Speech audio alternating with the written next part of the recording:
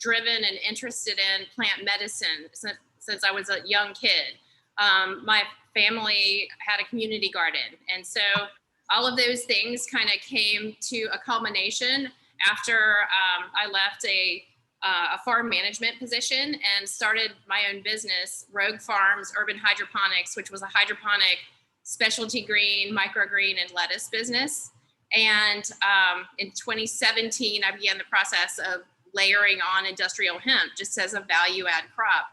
And then I ended up partnering up with my friend and CFO, Gail Seifert, and we now co-own Queen Hemp Company. And it really, I ended up having to table the other business, but it's that same application.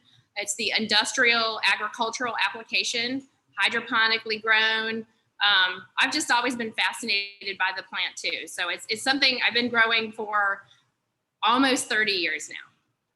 So I was that original closet grower back in the day. And I think we all were, I mean, and it's a shame that so many of us have a history like that. And I'm proud to say it, like when people say, don't talk about that, why?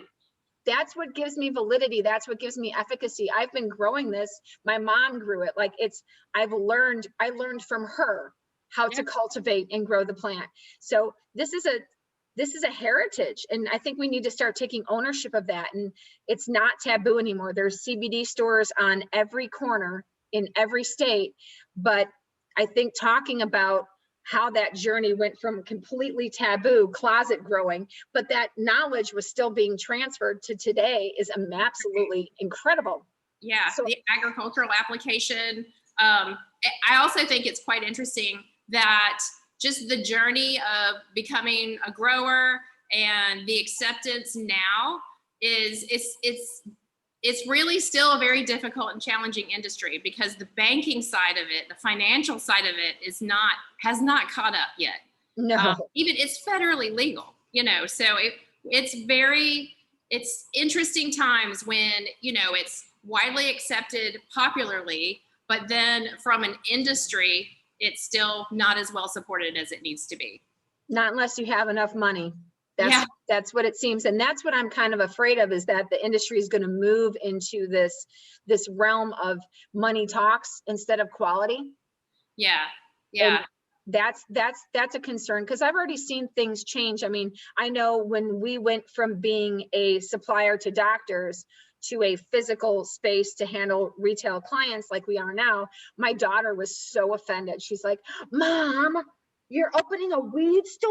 Ew. I mean, she was so embarrassed. And now we hold Teen Tuesdays and her friends meet here because that taboo is being lifted slowly.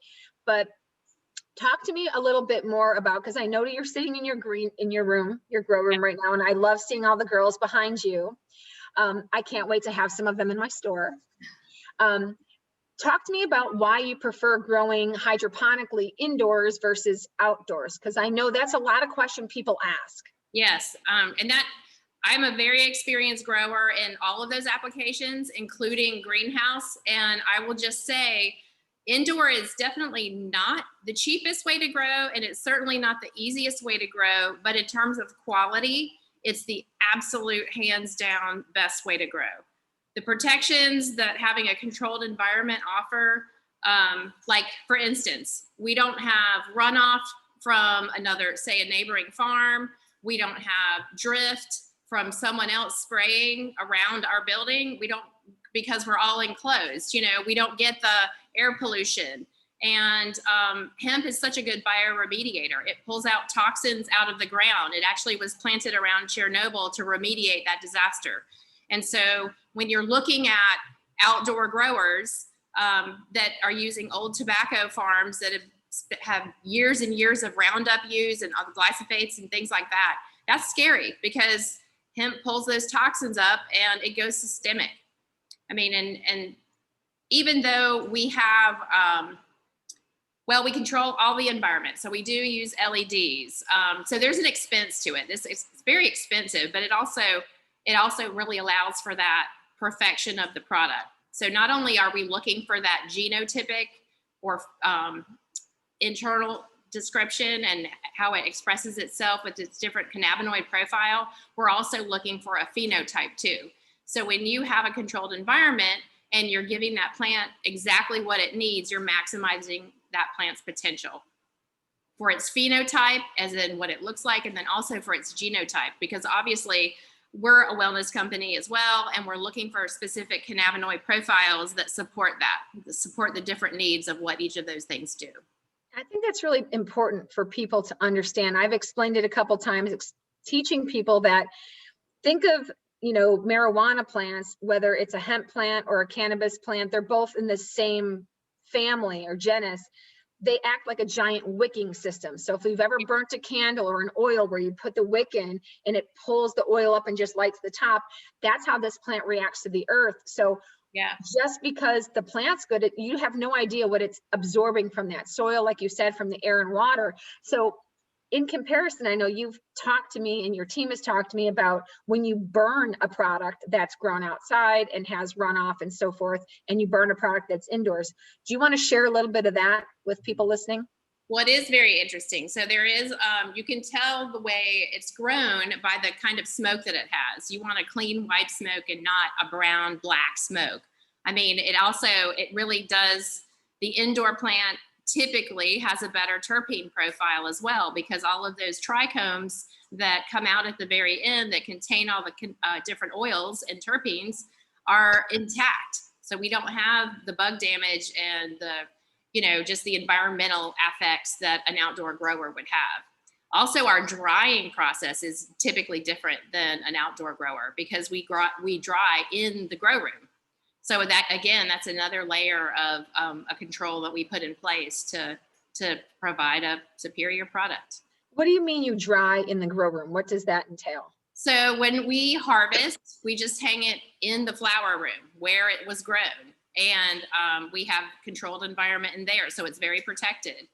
And we let it dry slowly and cure so that the product is at its best. At its peak, regardless. Yeah. And that's probably, and I've shown people the difference between a flower grown indoors by you and a flower grown outdoors by another master grower. And they're both beautiful products, but you can visibly see the color difference, the crystallization difference, right, even all the way down to the shape, the formation of the buds themselves is just slightly, the pattern is different. It is. And actually, that's an interesting point that you bring up, because we have, when you look up, say, a variety AC/DC, and you can do some research on what it looks like, if it's grown outside or under different lights, it can take on different looks. And so I always find it fascinating that this is why there's some inconsistencies when you say this is AC/DC and this is AC/DC and they look totally different. And that just shows you right there the impact of how it was grown makes a lot of that difference. I try to talk to people about twins, like human being twins. I mean, I'm sure you've heard stories of twins being separated at birth. Yeah. Here's two twins that have the exact same genome and the bio genetics as each other, but yet they look completely different. Yeah. And over time, they have different ailments. They suffer different health issues. I think plants are the same way, especially because they're so sensitive to light and air that when we grow them under different conditions, I think we're actually changing them slightly. Well, so I agree with you in that you can have different aspects and characteristics expressed differently. That definitely is true. So I find AC/DC is my favorite. It is one of my favorite. It's absolutely a stunning plant. It's beautiful, deep purple, and it stacks nicely. The trichome production is unreal. I love the terpene profile as well. Yeah, the medical benefits of that plant are absolutely outstanding. So talk to us about that. Like, from your experience, how does one strain like a lifter versus an AC/DC, what are you seeing strain wise? Because I know a lot of people ask me, aren't they all crossbred at this point? And in some ways the answer is yes, but in some ways the answer is no. So could you describe what that difference is? So there are very few true indicas and very few true sativas anymore. There are, you can have a sativa leaning cross or an indica leaning cross, and mostly that And that's just, I mean, it's kind of like people. We have, I mean, what do you call specific races anymore? We're all, you know, of one, and we all homogenize nicely. And that's kind of what I like. It's so by looking at a plant, you can't really see what its genetic makeup is. And this is why that testing, getting full cannabinoid profiles, full terpene profiles, and everything else on it is so important. Because then you get to really see what makes that plant up and how it can be used for as a medicinal plant. Now, do you clone a lot of your plants? We do. We have, so I source genetics from clones. I source genetics from seed, just depending on what I'm looking for. I'm very careful about sourcing and what kinds of plants that we're going for. And I'm looking for very specific things, their physical characteristics and their growth habits, just because we're indoor and, you know, there's some considerations that need to be made because of that aspect. But also the main thing is just it's genotypic expression. That's the most important thing. That's the critical thing when it comes to wellness. And, you know, what I wanted to mention too, that because this plant dates back to 8,000 BCE, the primary utilization of it was for pottery and as a food source. You know, the seeds are one of the most complete vegetarian proteins. Yeah, high in omega-3s and 6s. And then it also was used at that time for wellness. So I find it really fascinating that this industry, it's not a new industry at all by any means. As a matter of fact, it's what the newer part to me isn't the wellness aspect, but the manufacturing and textile industry that's really been picking that up lately. I'm really good friends and have spoken several times with Gary Sykes from Bioregion, and he does fiber. He grows for fiber, and he was talking to me about some real exciting news coming up in the fiber industry.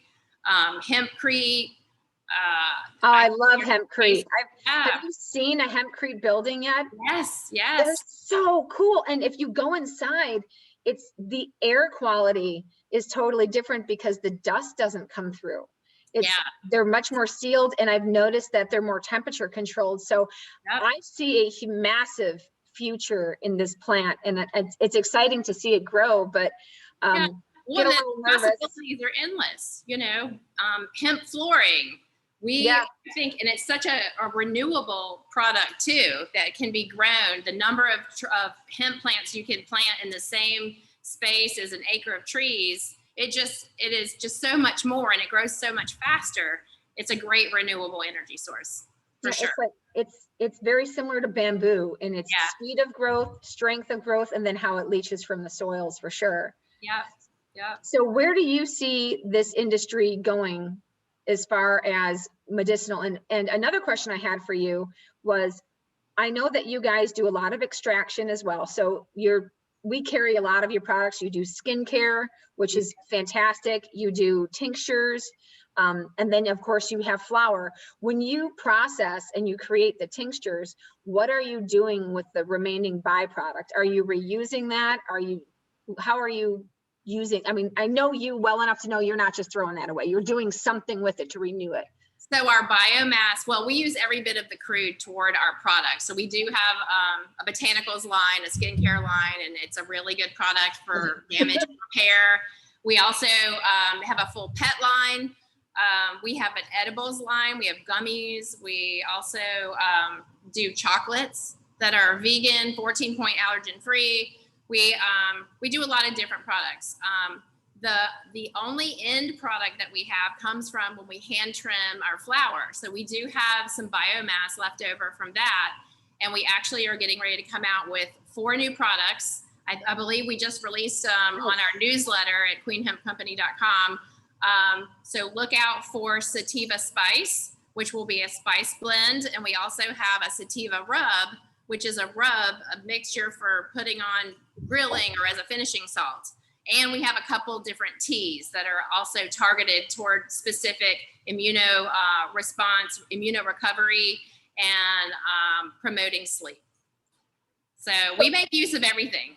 Good. And then and I love to hear that, because I've heard companies talk about how they process the biomass leftover. They don't know what to do with, so they throw it away. And I'm like, there's so many things you can do. I've got talked to one processor last year who's using the biomass to go into horse feed. Yeah, and they also, I believe, in talking back to that textile industry, there's animal bedding and animal feed that they're working on with some of those kinds of products. So we are a very small grow operation. Well, I don't know, I guess we're medium sized, but not compared to outdoor growers. And that's the other thing too. So with the quality that we're pulling out of our flower room, we're not using as much of our crude to go in to make our products the milligram that they need to be. You know what I mean? So if you have a lesser quality, it's going to take more to get to the same results. And so that's another, bonus in my opinion for indoor growing. And the fact that we can get 5 grows a year versus, 1 for your typical outdoor grower.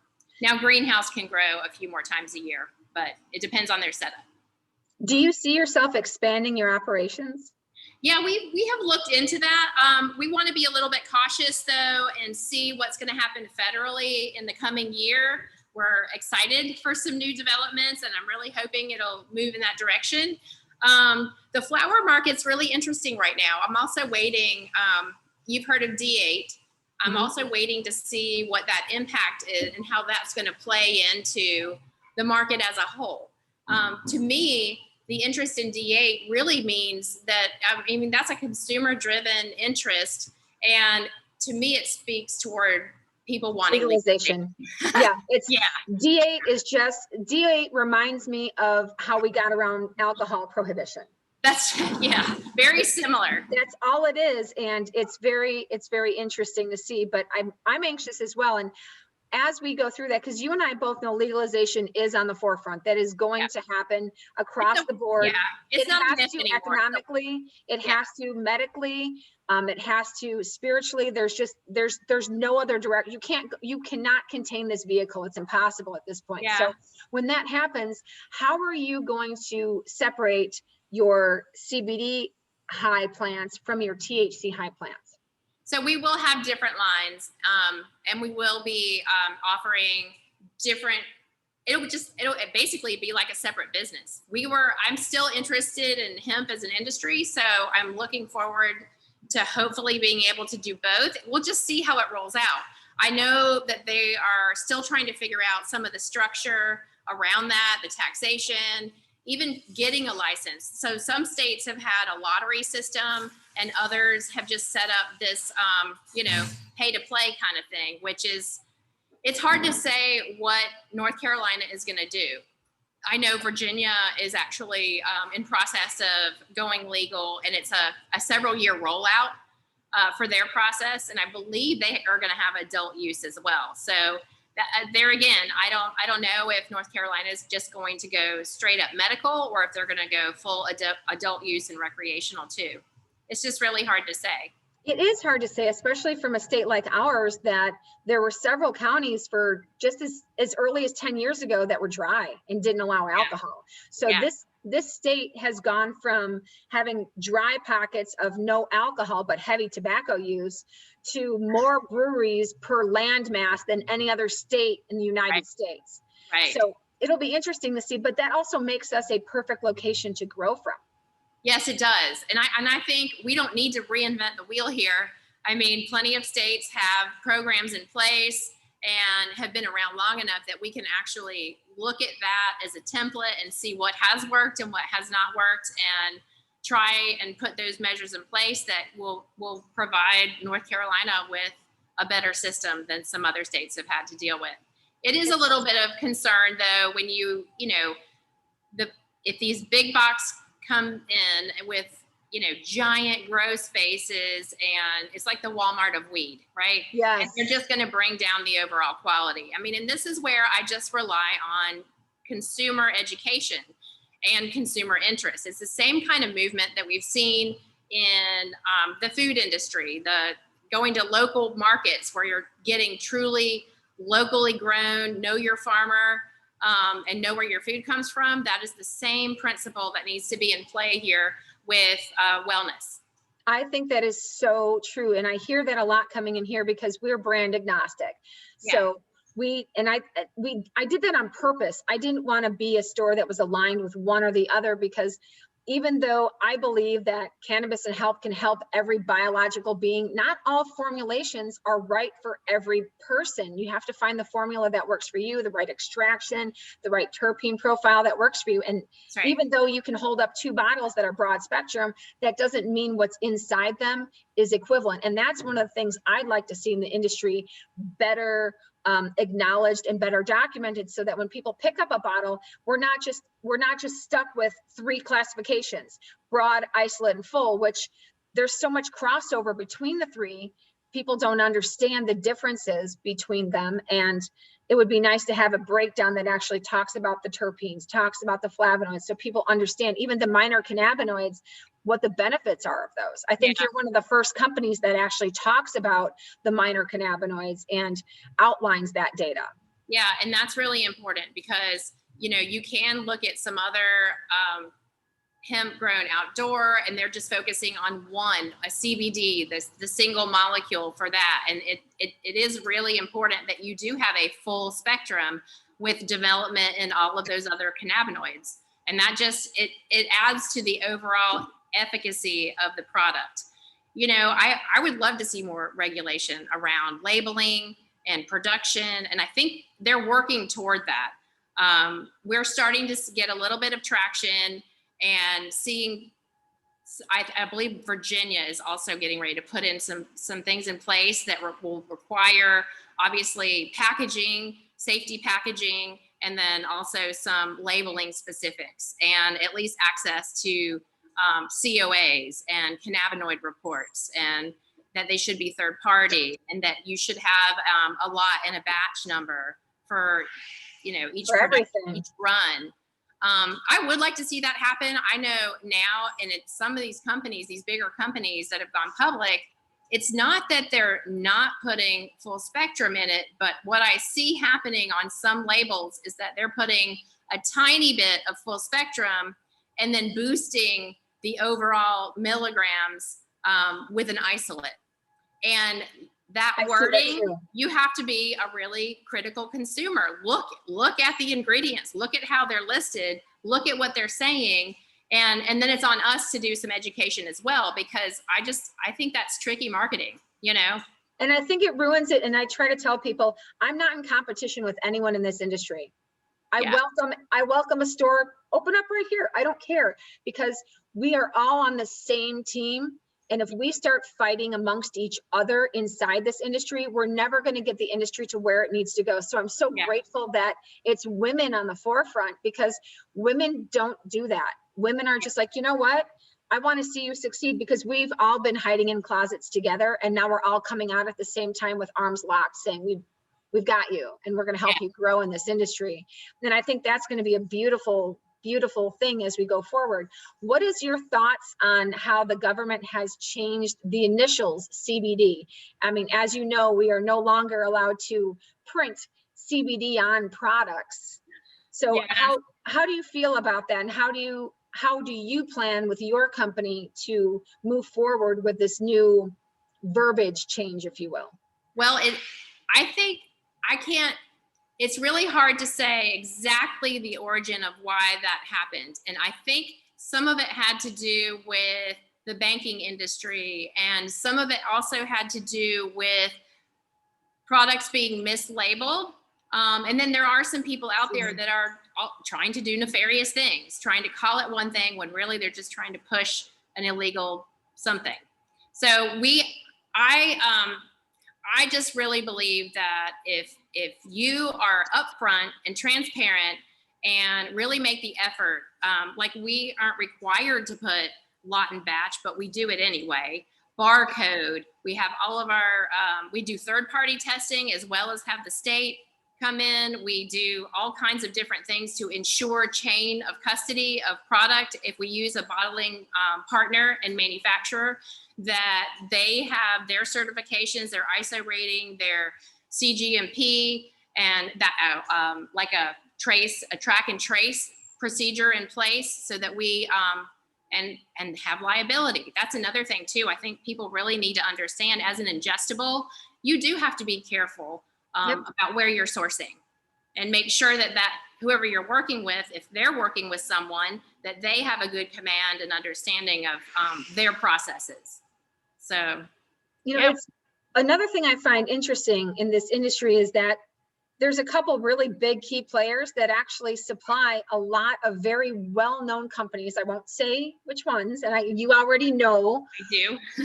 So it's such a absolute pleasure to talk to the actual grower of the actual product and the actual company. It makes a big difference. And going back to the fact that this is really a female minority run industry, Illinois, when they went legal, you could not open up a store or get a license to grow unless you were a minority. That's how they went about it, which I thought was really interesting. So there was an actual article put out saying you either had to be arrested for selling or growing marijuana at some point in time in your life, or a female-owned business in order to receive a license, because the way they saw it is we need to support the minorities that have been either affected by this or we've done wrong to because it was illegal for so long. So I thought that was incredibly interesting. That is interesting. However, I mean, I would love for women-owned businesses to mean more than they currently do. We have had a little bit of struggles getting, I guess, recognition for that really gets us anywhere as being a woman-owned company. We still can't get a bank loan. I mean, and no one in this industry really can. So this is something that I did. Did you? Now the city of Charlotte has supported us really well. We are, I mean, and I grew up here. And I'm not talking about the SBA. I'm talking, I got it before COVID hit. We were able to obtain a bank loan, and I was shocked. Now, don't get me wrong, my interest was like ridiculous. Well, maybe that's what. Yeah. It was like a second car payment. And we got the loan for the sole purpose of because we could. I didn't need the loan, but I got it. I'm like, you're going to give me a loan? I'm going to get that loan and I'm going to pay that shit back, and I'm going to build my company's value up. But the interest was like 18% a day. Oh my gosh. A day. So if my payment was like $90, my actual payment was 90, the payment due was more like 900. So I was laughing so hard. I was like, well, it served its purpose so that we could develop that. But you're right. And I've heard so many people call me up and say, who are you using for processing? Who are you using for credit card processing? Because they lose their credit card processing.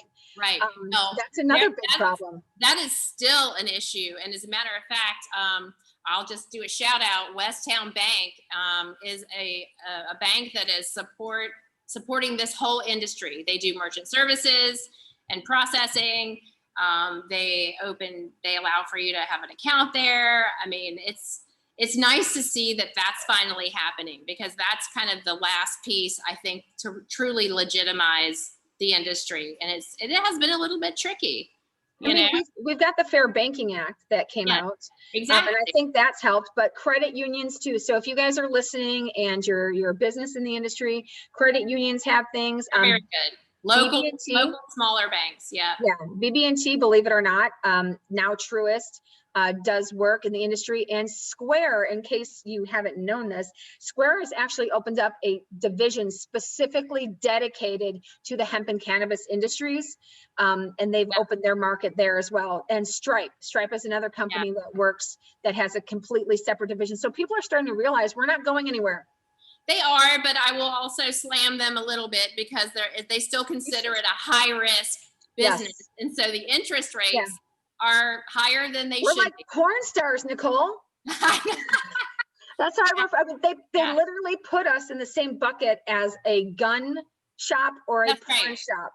That's right. Which is funny, because I know I'm fully clothed at work most of the time, and I'm not usually toting guns. So it's kind of funny. I don't feel like a hoodlum, but I guess that's how. I don't feel like a hoodlum either. And it's funny because I have so many parents come into the store looking for resolutions, moms with stress disorder after being pregnant, kids on spectrum, pain, and they just don't want to take all these drugs anymore, and they're scared, and they come in and they're embarrassed. And that's, I'm really trying to promote the feeling of don't be embarrassed. This is health, and it's a plant. It's literally something you can grow in your yard. It's called a weed for a reason. And I jokingly say you can go like this with a seed, it'll land in cement and it will grow. Yes, they're resilient. This is why that the industry still survives. It's a wonderful industry. I'm really glad to see that it's, opening up a bit more. Does it ever break your heart to see your beautiful buds get turned into crude?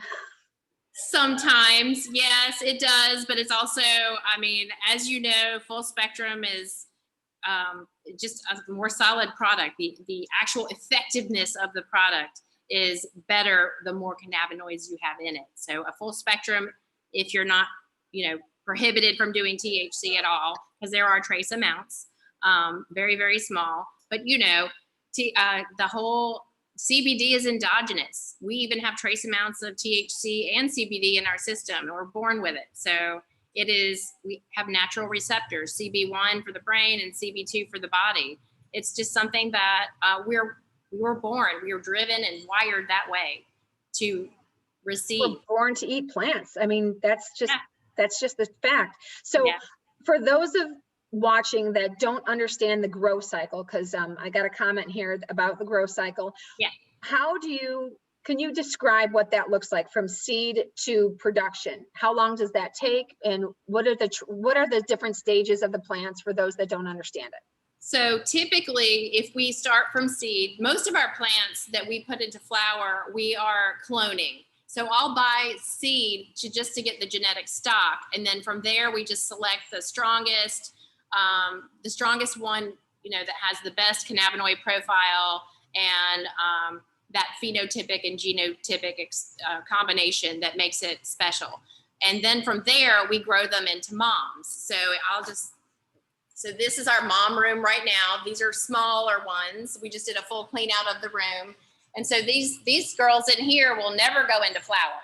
They are our mother plants, and they provide all of the clones that we then use for our flower room. And the reason that we do that is because when we take a clone, which is essentially a cutting, and then we know that is an exact genetic copy of the mom plant. So that back in the flower room where we have 1,500 different plants, we know that plant number 1 and plant number 1,500 are genetically identical. And that really is the baseline for consistency. So we start with a clone, which is a cutting. We get that rooted. We then put it in a vegetative state until it grows big enough and has enough energy in it to then go into flower. And because these plants are photoperiodic, meaning that they are sensitive to the light cycle, so then we can change the light cycle and then put them into flower. And then their hormones kick in for flowering, and that's just how we work it. That's basically how it works. What size is a full-grown plant for you? Because I know for indoor, it's an indoor and outdoor, they're not the same. They're not. And actually some genetics are better suited for indoor than outdoor, and some are just fine for either use. So that would be where you really want to vet your grower and your clone provider to make sure that they have a solid understanding of what that performance is and that expression is for that plant. So we really like to have a wide variety. Some of the plants that we have, like I said back from the beginning, are more sativa leaning, which means they're a little bit taller and lankier and have a slightly different genetic profile. And some plants we have are a little bit shorter and squattier. And then those do different things in the body too. Typically, the plants are not taller for us than roughly 3 feet to finish. And we do that on purpose. And we do that because of the kinds of lights that we have. And we also do it because of the space that we have. Outdoor, I think some people grow, like Bayox, for instance, that's a really solid plant, indoor or outdoor. It's like a 50-50 split, sativa indica. That one, it'll get 12 feet tall outside. Yeah. But that's not how we grow it. And that's for a reason, because let's just say you have a field an acre it's like okra, right? I mean, that's how I refer to people. It's like okra. Okra's right. good this big. Okra this big, not so good. That's right. Yeah, that's right. And then also the bottom of the canopy has a different cannabinoid profile than the top of the canopy because of the exposure to the sun. So we're really careful about how we grow the plants just to make sure that we're maximizing the flowering tops. Now, are you simulating where the sun would hit a plant indoors, or are you using a surround system to? No, we're overhead. We are okay. overhead full spec LED lights. Yep. Why would you choose one or the other? Because I've heard growers do it both ways, and I think there's a point for both, but I'd love to hear your opinion on that. Well, mostly the consideration for our full spec LED lights was for the power load for the building. And the heat too. I mean, all these lights put off a tremendous amount of heat. And so being able to keep up with that in an indoor space and not have it get too hot is important. If I could design my own facility, we would have it set up a little bit differently. We're always trialing different lights just to see what they do, and different genetics will respond differently to different lighting situations. We're actually running a trial right now on some CMH lights that we might consider incorporating into our flowering room. We're real careful to vet the genetics and even the conditions before we put them back there, because it's just so much of an investment. Our electricity bill is roughly $3,000 a month. So I think people don't understand too. You can't, if you put one plant that's off in a room, it could change the profile of every plant near it, like we were talking about with the drift and things. So you have to. If you have one male back there that goes into flower, you will have, or goes into pollen, you'll have a bunch of seed and not flower. So you do have to be really careful. Yeah, absolutely. So when you talk about water, are you particular about the pH of the water that you're using? We're very careful with it. We have a holding tank. We are on city, but we allow for, it is a holding tank that off gases any potential anything.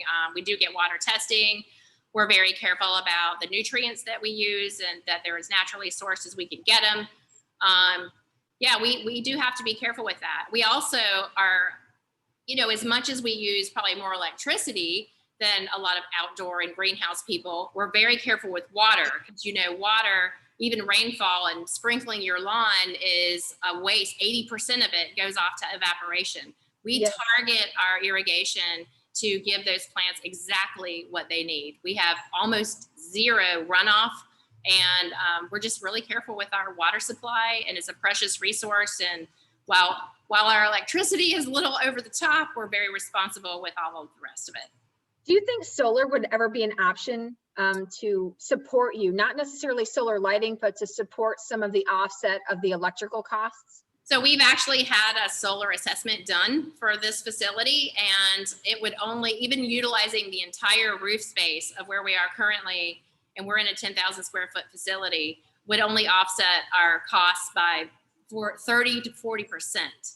So it's not a lot. And then that seems huge though. 30 to 40% seems rather significant. Well, you would think that it's not really though. The expense versus the ROI, the amount of time that the money we would have to invest for when we would get it back, it was just so far out. It didn't make sense for this space. Now, if once we are in a permanent position, that maybe that'll be a different consideration. And I think the technology will catch up at that point.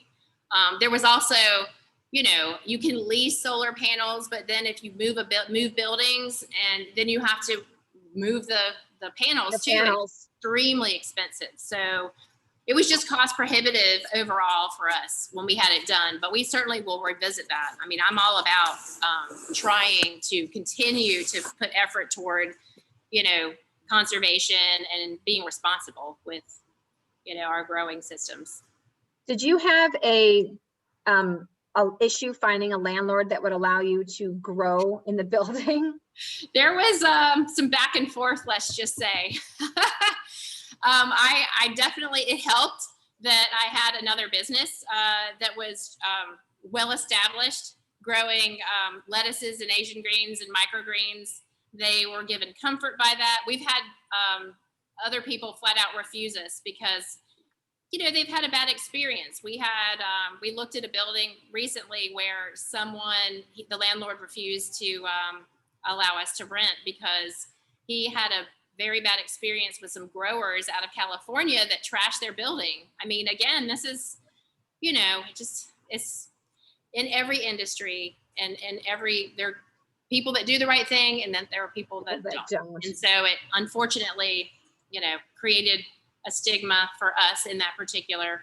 But you have a good relationship with your landlord now. Oh yeah, absolutely. That's awesome. Absolutely. So are you guys looking for a larger space? We are. I know that I have to get on a waiting list. So like, if you guys have been to our shop and you've tried Electric Buffalo and you've heard of Stardust, nobody grows it better. Like, it's just magnifique. And I had to get on a 3-month waiting list to get Electric Buffalo in because the list was so long. So clearly, I mean, you are, and I honor you because you have truly paved your corner for the hemp industry, because your plants are probably some of the most beautiful flowers I've ever seen cross my desk, both real and not, because we have stores that are THC okay and THC not, depending on what state they're in.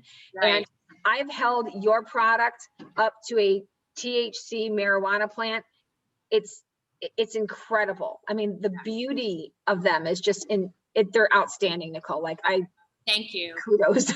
Electric Buffalo took about a year to really develop. And that's your baby, isn't it? That's my baby. Yeah. That is your blend. We have a genetics program here. We're always really looking for that next strain that we can breed. I'm currently working on one right now.